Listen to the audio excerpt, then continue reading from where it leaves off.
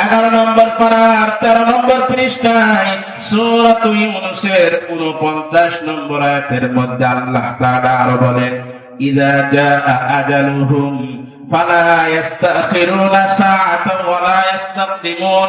মানুষ দুনিয়াতে আসার পরে আমি তাকে একটা হায়াত দিয়েছি, একটা সময় বেঁধে দিয়েছি, একটা জীবন দিয়েছি। ওই সময় যখন শেষ হয়ে যাবে, মৃত্যুর সময় যখন চলে আসবে, সাআতান ওয়ালা ইস্তাকদিমুন, এক সেকেন্ড, এক মুহূর্ত আগেও হবে না, পরেও হবে না, যে টাইমটাই লেখা ওই টাইমই তার মৃত্যুবরণ হয়ে যাবে। উদাহরণ আছে কিনা? দুনিয়ার মধ্যে এমন অনেক মানুষ রয়েছে, পানি পান করতেছে, এক গিলাস পানি পান করতে মাত্র 10 থেকে 15 সেকেন্ড বা 5-6 সেকেন্ড সময় লাগে, ঠিক কিনা বলেন? কিন্তু 1 সেকেন্ড 5-6 সেকেন্ড সময় লাগে এক গিলাস পানি পান করার জন্য। দুনিয়াতে এমন মানুষ রয়েছে, এক ঢোক পানি পান করেছে, বাকি গিলাসের পানি আর পান করতে পারে না। এমন মানুষ রয়েছে, খানা খাচ্ছে, প্লেটে ভাত নিয়ে তরকারি মাখিয়ে খাওয়া শুরু করছে, অর্ধেক খানা খেয়েছে, বাকি খাবার গুলো খেয়ে শেষ করবে সেই সময়ও পায় না, ঠিক কিনা? অনেক মানুষ এমন রয়েছে, রাত্রেবেলা সুস্থ শরীর, ঘুমিয়েছে, নামাজ পড়ে খাওয়া দাওয়া করে ঘুমিয়েছে, শরীরের মধ্যে কোনো রোগ নাই, রাত্রেবেলা ঘুমাইছে, ঠিক আছে, ফজরের সময় সে আর উঠতে পারে না। হাজার হাজার এরকম প্রমাণ আছে কিনা? দুনিয়াতে যদি এমন নিয়ম থাকতো যে মানুষ মৃত্যুর আগে সে অসুস্থ হবে, সে বুঝতে পারবে যে আমি মারা যাচ্ছি, তারপরও তওবা করার, ভালো হওয়ার সুযোগ ছিল কিনা বলেন? এমন সুযোগ আল্লাহ তাআলা দেন না। একজন মানুষ হঠাৎ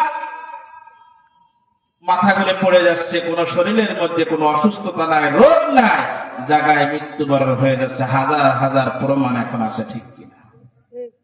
বর্তমান সময়ে শুধু বিরুদ্ধ মানুষ নয়, বিরুদ্ধদের থেকে, বয়স্ক ব্যক্তিদের থেকে আরো কম বয়সী লোক, যুবক যুবতীরা আরো বেশি মারা যাচ্ছে, ঠিক কিনা বলেন?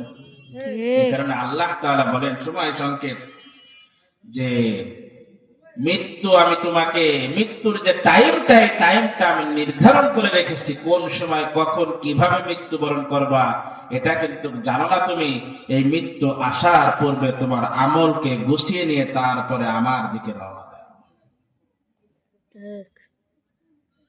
আল্লাহর হাবিব জনাবে মুহাম্মদুর রাসূলুল্লাহ সাল্লাল্লাহু আলাইহি ওয়াসাল্লাম হাদিসের মধ্যে ইরশাদ করেন, আমাদের যেই জায়গায় মৃত্যুর পরে দাফন করা হবে ওই কবর প্রতিদিন আমাদেরকে ডাকে, বলে আনা বাইতুল ওয়াহদা, আনা বাইতুল গুরবা, আনা বাইতুল দুদ, আমি অপরিচিতর ঘর, আমি একাকিত্বের ঘর, আমি পোকামাকড়ের ঘর, আমার কাছে আসার আগে তুমি হিসাব করে হিসাব মিলিয়ে এসো।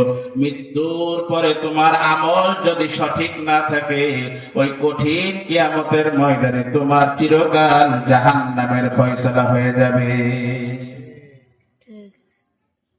এ কারণে মৃত্যু আসার পূর্বে আপনাকে আমাকে শুধরাইতে হবে। জীবনে অনেক মানুষ রয়েছেন, এখানেও আছেন, বাহিরে আছেন, যারা আমার কথা শুনতেছেন, ঠিক মতন নামাজ পড়েন নাই, বালেগ হওয়ার পর থেকে, প্রাপ্তবয়স্ক হওয়ার পর থেকে অনেক মানুষ এমন রয়েছে, জীবনে অনেক নামাজ কাজা করেছেন, আছে কিনা বলেন? অনেক রোজা ছেড়ে দিয়েছেন, রাখেন নাই, অনেক কিছু এরকম গুনাহ করেছেন, বড় বড় গুনাহ করেছেন, ছোট ছোট গুনাহ করেছেন। আল্লাহ তাআলা বলেন, বান্দা সব ঠিক আছে, তুমি কত গুনাহ করেছো, তোমার আমার দরবার তোমার জন্য আমি খোলা রেখে দিয়েছি। দুনিয়ার মানুষ, প্রত্যেকটা মানুষ অপরাধীকে খোঁজে। একজন মানুষ যদি চুরি করে, ডাকাতি করে, ছোট একটা অন্যায় করে, আমরা খুঁজে খুঁজে বের করি, কি কারণে? মাফ করার জন্য নয়, মানুষ অপরাধীকে খোঁজে শাস্তি দেওয়ার জন্য, ঠিক কিনা? আল্লাহ তাআলা বলে, বান্দা আমিও প্রত্যেকটা মানুষ গুনাহগার বান্দাদেরকে, পাপী বান্দাদেরকেও আমি এরকম তালাশ করি, খুঁজি, শাস্তি দেওয়ার জন্য নয়, তাকে মাফ করে জান্নাতে দেওয়ার জন্য। সুবহানাল্লাহ। আপনি কত গুনাহ করেছেন?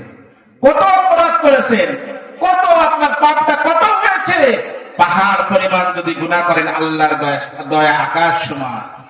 আপনার গুনার পরিমাণ যদি আকাশ সমান হয়ে যায়, আল্লাহ তাআলা বলে বান্দা ওর থেকে কোটি কোটি গুণ দয়া আমার আল্লাহ তাআলার বেশি।